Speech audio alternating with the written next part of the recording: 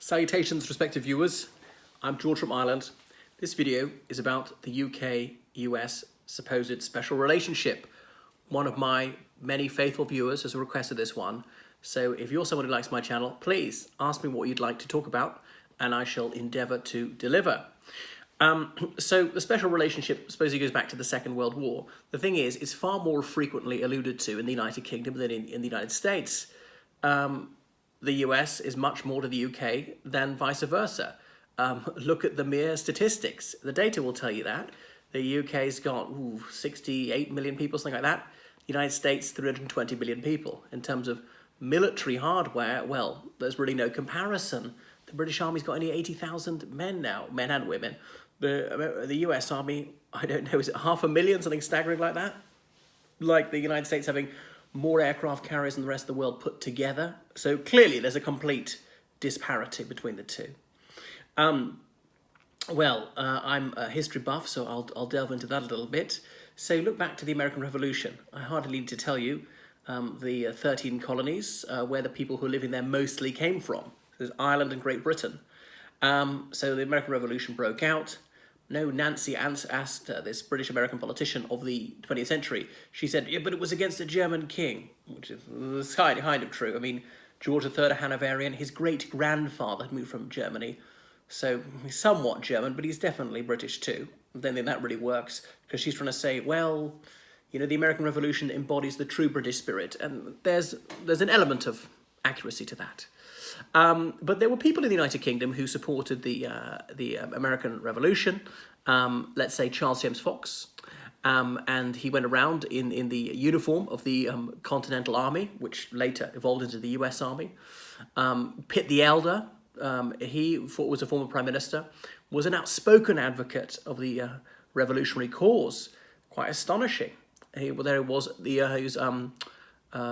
Earl of Chatham was his title as well, got a Nobel title. But Pitt the Elder had Pittsburgh named in his honour after the American Revolution.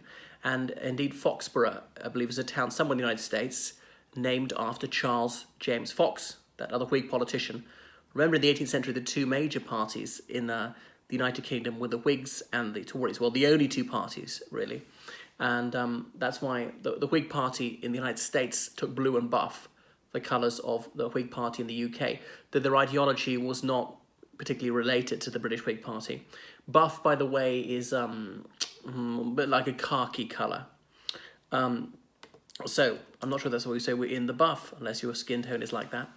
And so some very distinguished founding fathers had spent some formative years in the United Kingdom prior to the Revolution, or such as Benjamin Franklin. So let's say there were two old Etonians who signed the Declaration of Independence, Thomas Lynch, what's the other fellow's name? Nelson, I think. And some of them had been to Oxford and Cambridge, things like that. So, and then afterwards, some very influential Americans spent some time in the United Kingdom. John Adams was ambassador before being second president. So there was that. Now there was the War of 1812 and the countries somewhat drifted apart. Then came the American Civil War. Now, it would have been an opportunity for the United Kingdom to try and take back America in some form, somehow change the relationship, possibly come on the side of the southern states, but that wasn't going to happen because, the British Empire had abolished slavery in 1833, or voted to phase it out over the next 5 years. And so it was universally accepted in the UK that slavery was a moral abomination, and there was no way the UK was going to take the side of the Confederacy, as the Confederates fondly imagined. They deluded themselves into thinking that the UK economy depended on cotton. Now, cotton was important, but it wasn't vital to the British economy, and America's not the only place in the world to grow cotton. People just bought it from Egypt and India. So remember, there's that bit of schoolboy doggerel. Though with the North we sympathised, it must not be forgotten. With the South lay stronger ties, and they were made of cotton. So the UK sort of played both sides of the street. Viscount Palmerston was Prime Minister at the time. The Confederate notion that the British would in some way assist them was not as far-fetched as it may now appear, because Lord Palmerston was known to be sympathetic towards the Confederate cause, and indeed his Chancellor Exchequer, William Gladstone, likewise, Gladstone's family, of course, had made their fortune, hundreds of millions of pounds in modern terms, had made their fortune from exploiting people in slavery in the West Indies. Anyway, that was that. But the 1870s, the UK was eclipsed by the United States. The United States had completed its Atlantic to Pacific Railway, or railroad as they'd say. And so American agriculture could produce so much food, tinned foods, which could be exported by ship to Europe. And there was an agricultural depression in the United Kingdom and other European countries. Farm values often collapsed. Oxford University derived much of its income from arable land at the time.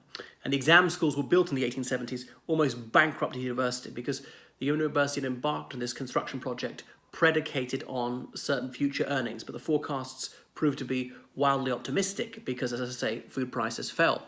But that was good for British consumers who were purchasing food. The late 19th century saw a new sort of relationship, the buccaneers. You should see a series of it from about 20 years ago, about very wealthy American young ladies coming to the United Kingdom. There were these British aristocratic families which had status but not hard cash.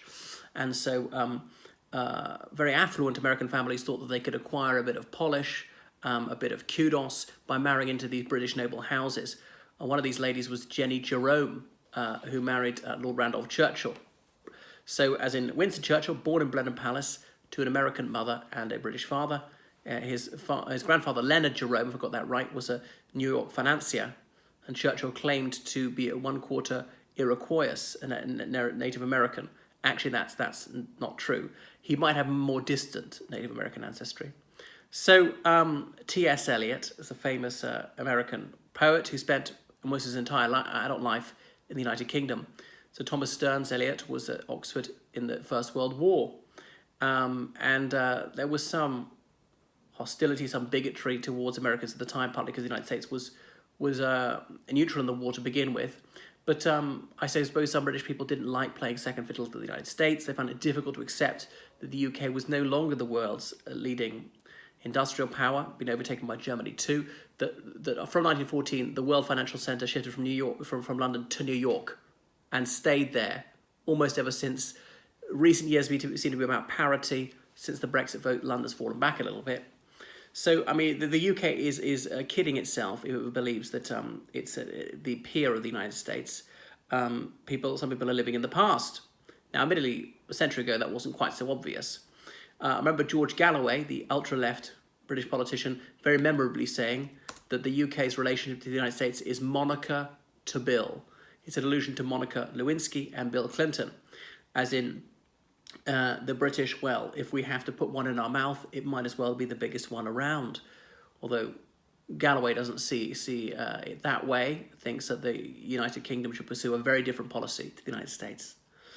So there was certain enthusiasm for all things American among some people in the UK in the 1920s, the Jazz Age. That's when Hollywood really took off. And the United States became, in some senses, the cultural leader of the world. Up until that time, certainly in Western Europe, people viewed the United States as like being on the edge of the world in terms of culture and entertainment. But the cultural fulcrum of the world shifted to Hollywood from then on, and that became the primary cultural influence the world over. Remember, until 1926, there were only ever silent films, so language was not a barrier. Charlie Chaplin made his career there, lived there for 38 years in the United States, and never became a citizen. So when British people emigrated, their primary destination was actually the United States, not British dominions like Australia or Canada. So Churchill, this British American, he never claimed US citizenship. He wrote his History of the English-Speaking Peoples in the 1930s, if memory doesn't play me false, based on, I think, the specious notion that the Anglophone world has got something particularly in common. You've got to remember, back then, not so many people spoke English as they do now.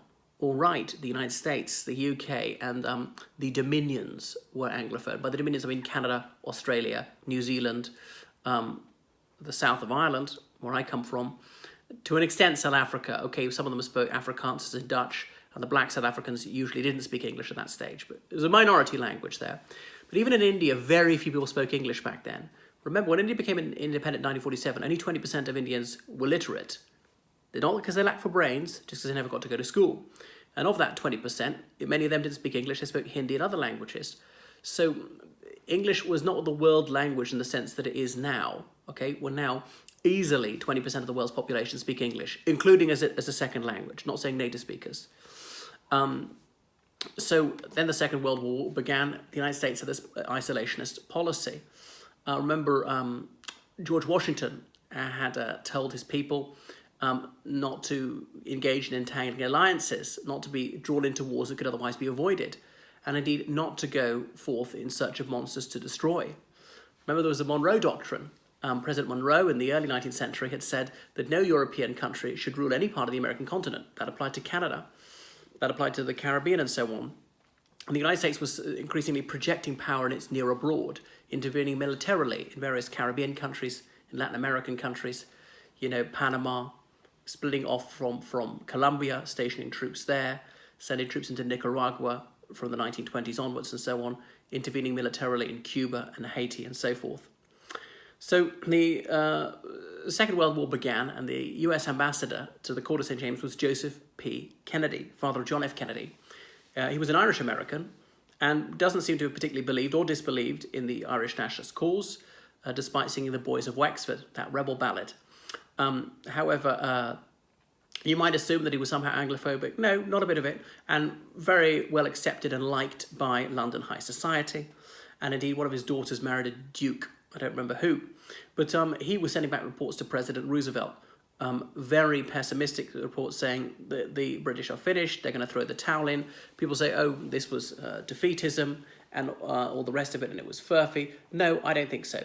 Based on an objective reading of the evidence, that was a reasonable conclusion to draw. Think of the information that was available at the time. And there was not this lion-hearted spirit that we're led to believe there was. Certainly not in everybody was pugnacious. It's very easy to be gung-ho once the war has been won. They didn't know how it was going to go. There was little grounds for believing that the Allies would come out victorious in 1939 or indeed in 1940. But Roosevelt, fortunately for the UK, was very pro-British, Lend-Lease, starting to give the UK loads of destroyers in return for bases around the world. Then, in the summer of 1940, Churchill sailed to Canada. You may know that President Roosevelt had struck by polio in about 1919, so when he was able to walk, was wheelchair-bound. It's astonishing that the US public didn't know this. The media was very deferential and never reported it. People were deeply prejudiced against those who are physically disabled. People often had a barbaric attitude to disability back then. How on earth did the public not figure it out? He would always speak to rallies from a seated position in his bath chair. And there's a famous photo of him and Churchill aboard a warship off the coast of Canada the day the Atlantic Charter was signed. And there's a church service on the deck of this warship. All the sailors are standing up, singing their hymn. Right at the front, Roosevelt and Churchill are sitting down, singing their hymn. Churchill sitting down so as not to embarrass Roosevelt. But wouldn't be blatant to anyone looking at that photo. Obviously, Roosevelt cannot stand. You always stand to sing a hymn, right? What next? So, in the Atlantic Charter, the United States and the UK look forward to the post-war world. And it said that the sovereignty must be restored to countries which are forcibly deprived of it. Now, Roosevelt was suggesting that India and other British colonies which wished to become independent would have independence granted. But Churchill's view was very different, that the sovereignty over India belonged to the United Kingdom and that the Indians had voluntarily ceded it. Anyway, we know that the United States joined the Second World War because the Third Reich declared war on them. Roosevelt had bent over backwards and done all he could to help, sending aid to the UK in US ships, US warships indeed, escorting even British convoys to deter the Germans from sinking them. Because we've got to remember that the US was very isolationist at the time. There was the America First Committee, as in wanted to keep the country out of the war. It's a reasonable view, very different from today. They'd been dragged into the First World War, felt that was a mistake, didn't want to be dragged into a Second World War. Anyway, the war began. And then the Allies had got themselves the United Nations. And the United Nations obviously founded right before the defeat of Japan, founded at San Francisco. And initially, only former Allied countries or neutral countries were allowed to join. After a while, former Axis countries were permitted to join. So the war ended, and that was that. So the UK-US relationship was critical to the Allies. Obviously, the relationship with the Soviets was even more vital. It's a fact that people like to overlook in the West. It's the Soviets did the heavy lifting. They did the great bulk of the fighting. 75% of the German army was on the Eastern Front. Western nations were not gallant enough to defeat the Third Reich. Right? We would not have been willing to make those sacrifices. We would not have been willing to see millions of our people killed in combat. We would not have been willing to see hundreds of thousands of our people die of starvation. We would not have been willing to be cruel enough to our own people to push them through to victory, we would rather have given up than suffer that much. And that's the plain fact. We care too much about rights. We have too many scruples, whereas the Soviet government had no such qualms. They would fight to the death. They would force their people to make sacrifices without compunction. Anyway, so Churchill lost the election, proved what a free country it is, really. And then Truman came in, rather undermined by Henry Agard Wallace, his vice president, who more or less wanted to give in to the Soviet Union. But Churchill, leader of the opposition, he went to Westminster College at Fulton, Missouri, gave a speech in February 1946, his famous Iron Curtain speech. We might prefer to overlook the fact that this expression Iron Curtain was invented by Dr. Joseph Goebbels, the Nazi Minister for Information and Popular Enlightenment. Anyhow, saying from Stettin in the Baltic to Trieste in the Adriatic, an Iron Curtain has fallen across Europe. Behind that lie all the capitals of the ancient states of Central and Eastern Europe, and blah, blah, blah. And it's a bit like Truman went on to promulgate his Truman Doctrine the next year, saying we believe in open societies and free elections and all the rest of it, and a free media, and not armed minorities or invasions overthrowing governments. Now, of course, this was decidedly hypocritical, since, of course, Western countries used armed minorities and invaded countries sometimes to install governments they found congenial. But anyway, NATO was founded in 1949, North Atlantic Treaty Organization, the UK and the United States being the linchpin of this. By the way, Roosevelt and Churchill didn't get on anything like as well as we're led to believe. It obviously would do the Allies no bit of good if the public realised that they clashed a little bit, they didn't see eye to eye, they wanted somewhat different things, so they had to forge this myth of them being bosom buddies, because only the enemy would profit from a wedge being driven between them. Pretty soon there was the Five Eyes agreement between the United States, Canada, the UK, Australia and New Zealand. Bear in mind those dominions, Canada, Australia and New Zealand, were much closer to the UK in coordinating policy than they are today. And soon General Communications Headquarters, GCHQ, was cooperating with the United States quite a lot. So the US military moved into the UK in 1942, African-American units as well as white units. Remember, they were racially segregated until 1948, and some African-American soldiers began relationships with British women, white women, marrying them, and there's no law against that in the UK, though there was racial prejudice.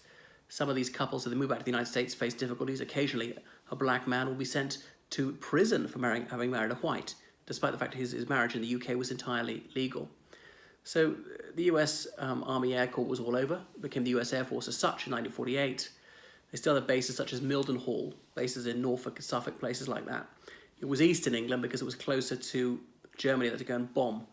And Joseph Kennedy Jr., as in John F. Kennedy's elder brother, indeed he was killed on one such mission. There was a sort of huge flying bomb that was going to send it towards Germany's plane packed with explosives. He had to take off, aim it, and bail out after a few miles, but unfortunately exploded prematurely.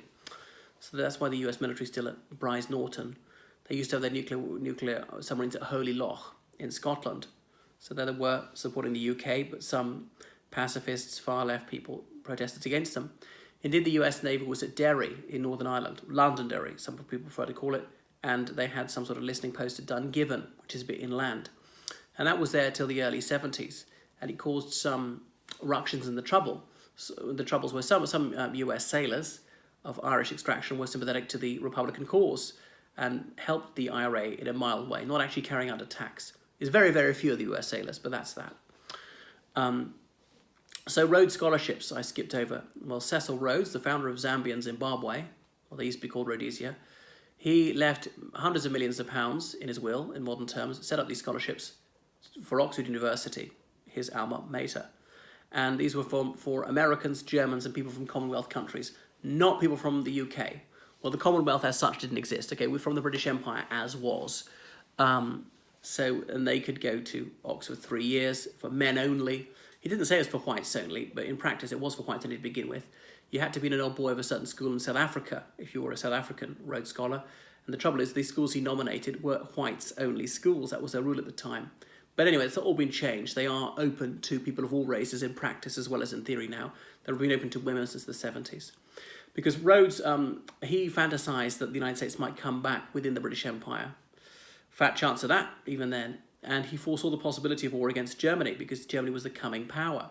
So he thought if he could forge very strong relationships between British and American and German leaders, this war could be prevented. Didn't quite work. It only started in 1902, just after he died, and the Germans who were Rhodes Scholars had not risen high enough in the German leadership by 1914 to avert the cataclysm. Then there was General George C. Marshall. His Marshall Plan did such a tremendous service to the UK in getting the UK back on its feet financially after the Second World War.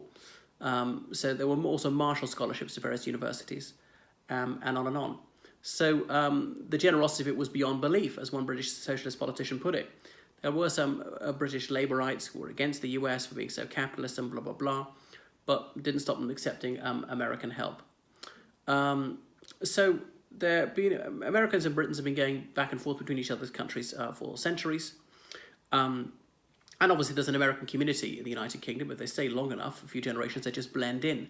I mentioned the Astor family. They were, moved from Germany to the United States right after the Revolution, became very wealthy. Then, late 19th century, they moved to the UK, joined the Conservative Party, became aristocrats. There was Nancy Astor, that politician, she was married into the family. She wasn't born into the family, but she was an American too, born in Virginia, later a British citizen, the first woman to take a seat in Parliament. And then her grandson, if I got that right, or son, David Astor, was owner of the Guardian newspaper, and he went against type, despite his background, became an advocate of liberal left causes. And they're still a prominent family to this day. I can't think of many other famous examples right now. Channon, Chips Channon, the famous Tory MP, and his son likewise. Their house in Cheyne Walk is where these secret talks between the UK government and the IRA were staged in 1972. Fortunately, Chips Channon's granddaughter, Olivia Channon, she notoriously died of a drug overdose when she was at Oxford. So there's a US community around Virginia Water, just to the west of London. It's not a stretch of the Thames, it's a lake, Virginia Water. If it's called a water, it can sometimes be a lake, like Rutland Water and so on. That's where Tassos is, the American school in Surrey. Originally, it was the American school in Switzerland. Still exists. That's also called Tassos. And there are several American schools in London. What else? So American support for the IRA was obviously a very thorny issue. Now, it wasn't US government support. They were broadly nationalist in their outlook. Fair enough. It's a legitimate viewpoint. And so some Irish Americans were very ill-informed and were giving money to the IRA, were indulging in a maximalist expression of Irish identity, thinking that was somehow the same as Anglophobia, or you have to want to split, not realising the IRA were terrorising Irish people mostly. Half of Irish Americans are actually Protestants, not realising the IRA is an anti-Protestant organisation, as in it's deliberately killed hundreds of Protestant civilians, just like the loyalist terrorists deliberately killed about 900 Catholic civilians. There was the Irish Northern Aid Committee, NORAID, sending money to the IRA, and some Irish American mobsters involved in that as well. So you had to have great courage as an Irish American to speak out against this, and Ronald Reagan was one of those who did. You could be an Irish nationalist like Tip O'Neill, that's all right. He eventually got an honorary knighthood at the end of his life. Was it wrong of him to accept that? He couldn't get a substantive knighthood because he's a US citizen.